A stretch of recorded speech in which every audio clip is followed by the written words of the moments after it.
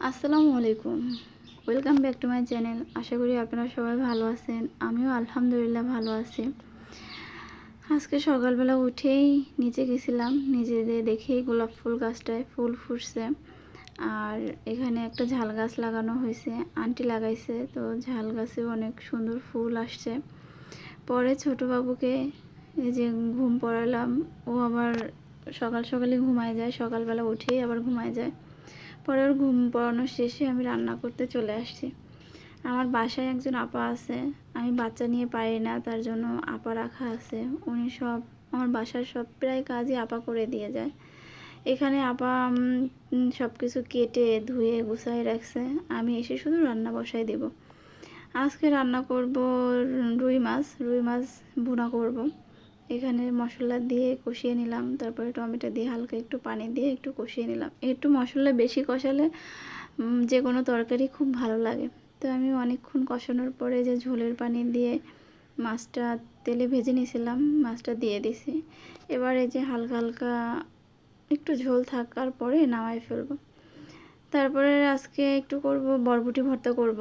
এখানে চিংড়ি মাছ হালকা একটু তেলে ভেজে নিলাম, তারপরে গোটা গোটা করে রসুন, আস্ত রসুন দিয়ে দিলাম। তারপরে যে বরবটি দিয়ে একটু সেদ্ধ করতে দেব, তারপর একটু লবণ দিলাম। এদিকে আবার আমার মাছও হয়ে গেছে। তারপরে যে পেঁয়াজ দিয়ে দেবো এর মধ্যে, পেঁয়াজ দিয়ে ঢেকে দিছি। ওটা হালকা জাল দিয়ে ঢেকে রাখছি যেন সেদ্ধটা ভালো হয়।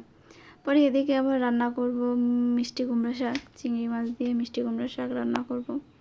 আমাদের গাছেরই মিষ্টি কুমড়া শাক, এই শাকটা খেতেও খুব দারুণ হয়েছে, ভালোও লাগছে অনেক। পরে এই যে শাকটা দিয়ে দিলাম। আমি সবসময় কুমড়ো শাক চিংড়ি মাছ দিয়ে রান্না করি, অন্য অন্য মাছ দিয়ে রান্না করতে আমার ভালো লাগে না। আপনাদের ভাইয়াও পছন্দ করেন অন্য অন্য মাছ দিয়ে রান্না করলে। পরে এদিকে যে আমার বরবটি ভর্তা করবো, এটাও হয়ে গেল। আর ওদিকে মিষ্টি কুমড়া শাক কষিয়ে ঝোলের পানি দিয়ে দিছি, সেদ্ধ হচ্ছে। পরে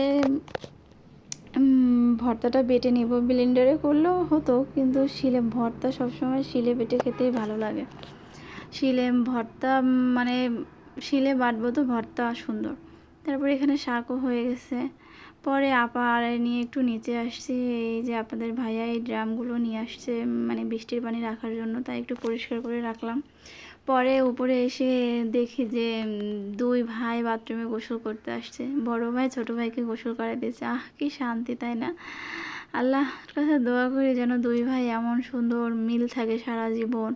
এই যে আমার বড় ছেলে দুষ্টুমি করে মারে, তারপরে আবার ছোট ভাইকে খুবই ভালোবাসে। এখানে আবার সে পানি নিয়ে দুষ্টুমি করতেছে, পানি পাইলে তারা খুব খুশি। তো ভিডিওটি যদি ভালো লেগে থাকে তবে লাইক কমেন্ট শেয়ার করে দেবেন। সবাই ভালো থাকবেন। আল্লাহ হাফেজ।